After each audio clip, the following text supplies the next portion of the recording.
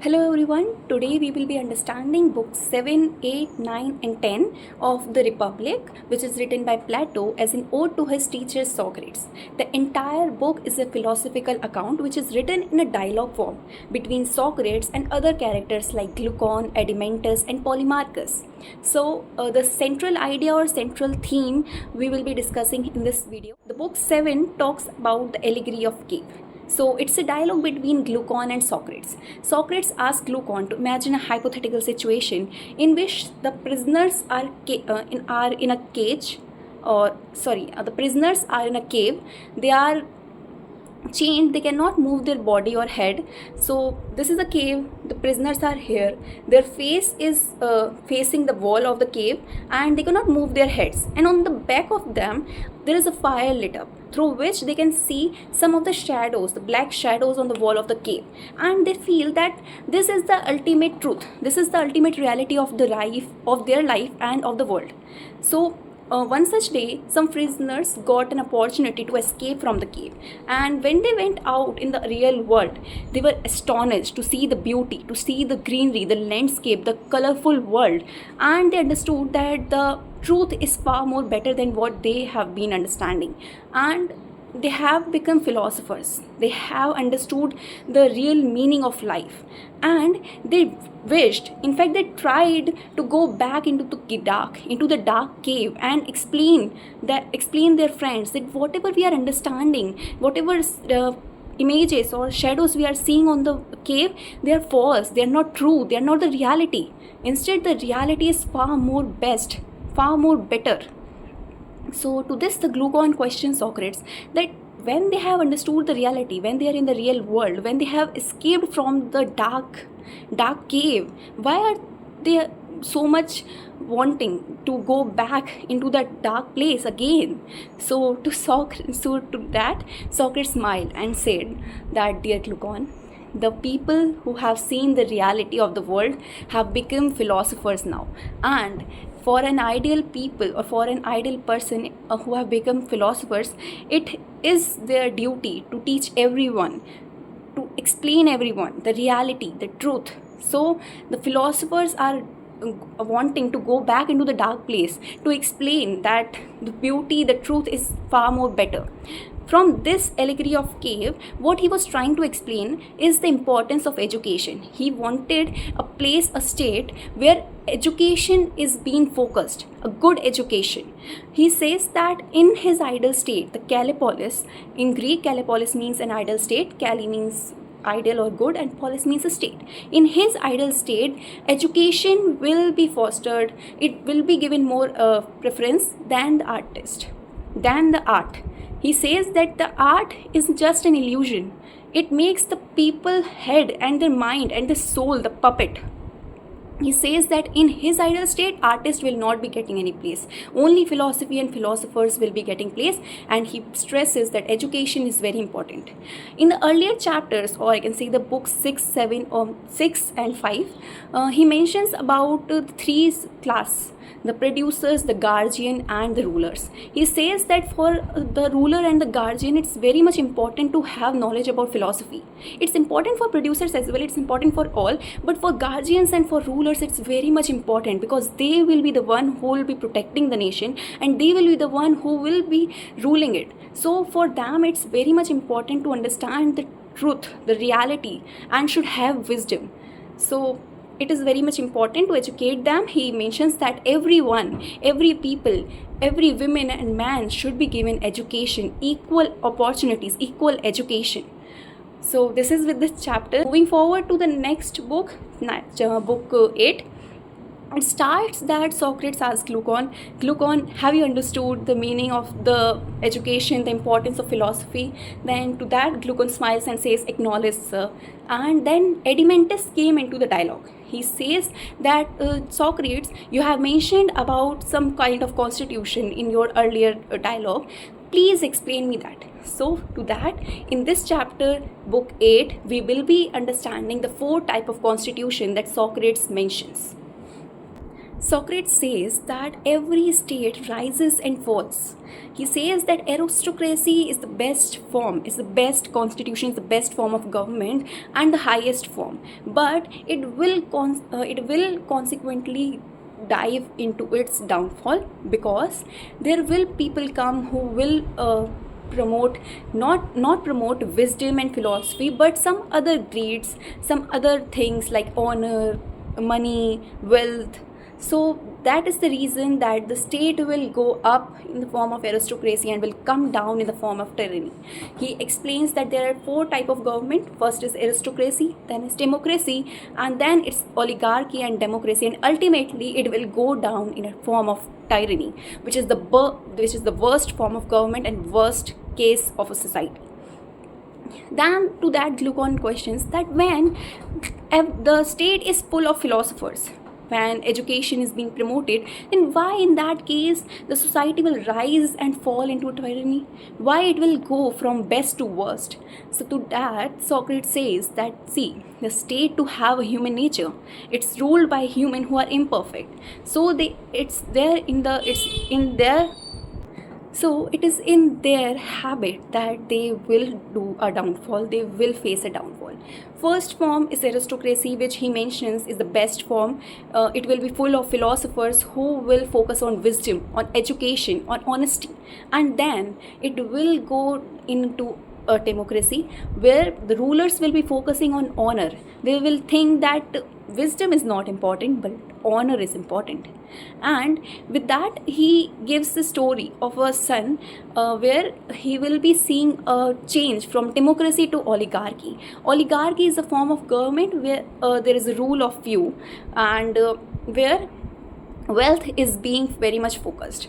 In this kind of government, he gives example of a son who sees his father, who is a ruler and is on the highest position, and see his downfall, a very brutal downfall, and he thinks that honor is not important. Honor is not at all important, but wealth is. He fears that with this downfall they may get very poor and they will starve. So for that, money is important, wealth is important, honor is not at all important. So he will be doing the entire change. He will be taking a state from a democracy which is focusing on honor, building honor, not on wisdom, to oligarchy who is focusing on money, on wealth, on power, and not on wisdom and honor as well. And then this oligarchy will turn a society into rich and poor. The rich will be getting richer and richer, and but poor will not be getting any share. They will be getting poor and poor. So time will come that they will start revolting. The poor will start revolting and asking for their wealth, their right in the society. And with that, there will be a change and democracy will come into power. And with this, he says that democracy has full of freedoms, equality, liberty, but when these freedom and liberty are not calculated, are not done in a appropriate amount, then it will lead to tyranny, where there will be no rights. Everything will be in control of one single person who is full of lust, full of greed, and full of love of power. And he will do the worst. He will push the state in the worst form. Tyrannical government is the worst form of government, he says. So for a society, it's very much mandatory to have philosophers, to promote education, to have love for wisdom and honesty, because that will be a just society. But the society is ruled by imperfect people. We humans have imperfect nature, so it will consequently go into tyranny, but this cycle will continue again.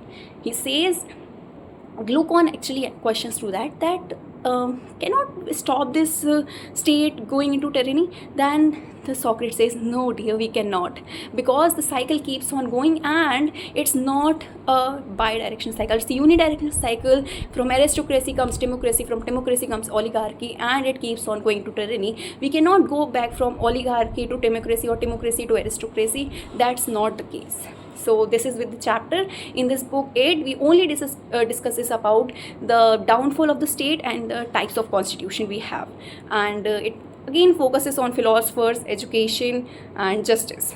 The book 9 In this, the Socrates keeps on criticizing the tyrannical form of government and the tyrannical man.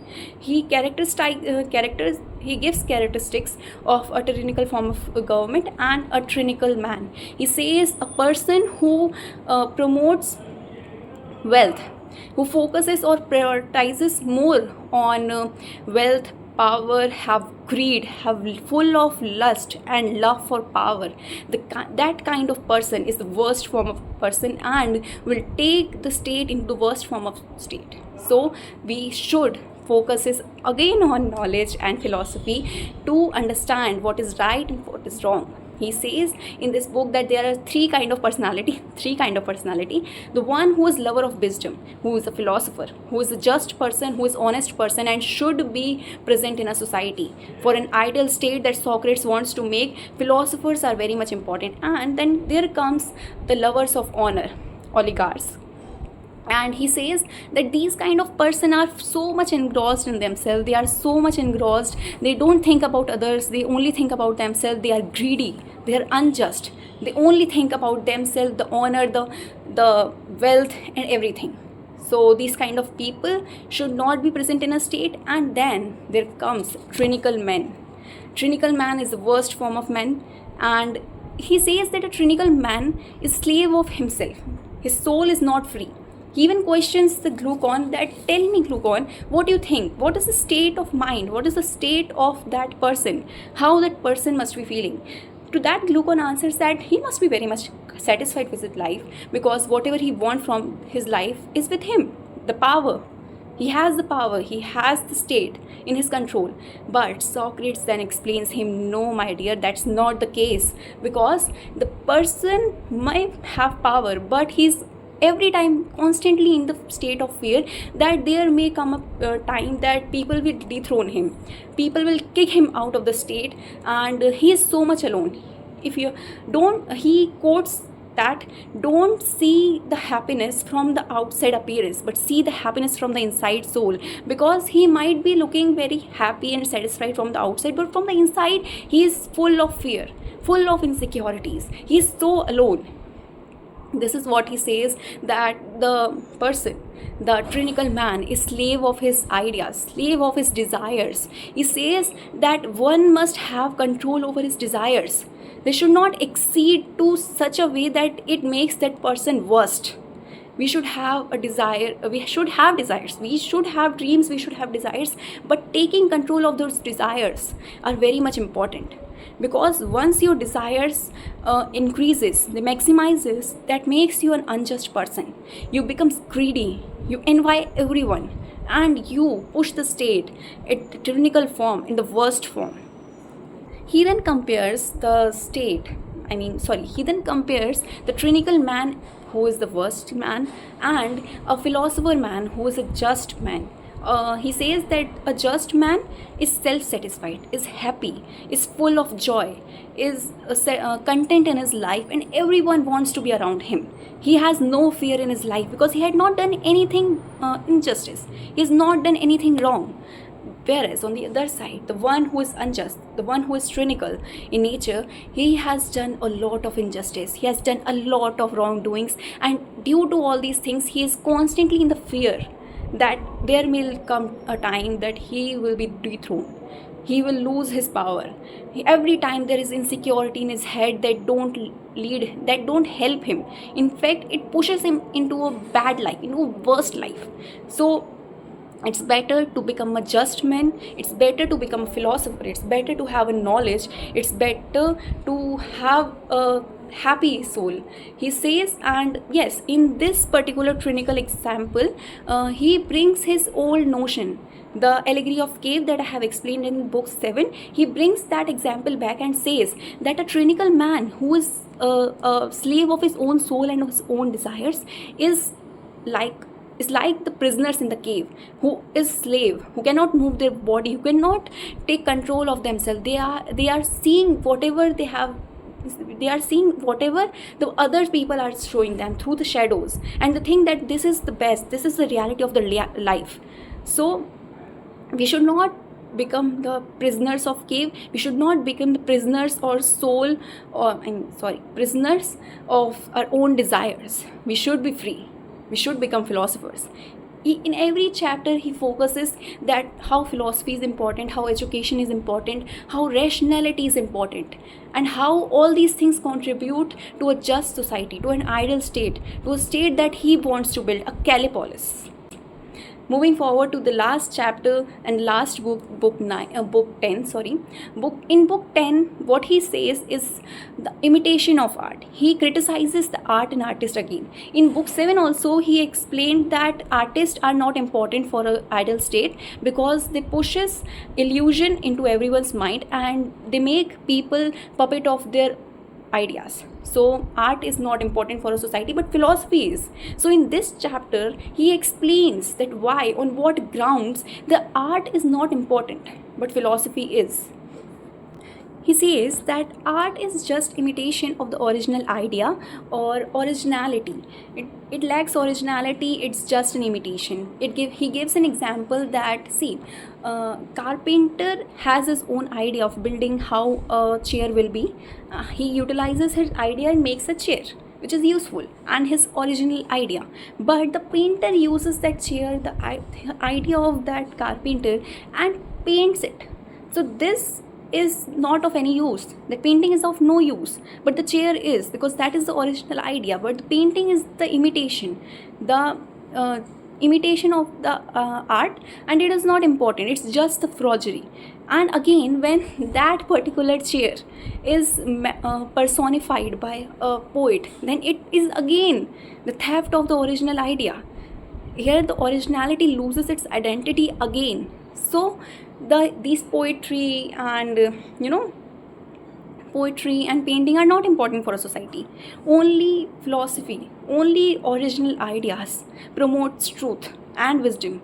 Only they are important for a society. He gives four grounds on which we can say that art is not important, and he named it the theory of imitation, or we can say the theory of mimesis. So in the first is the moral ground. He says that these artists are so illogical.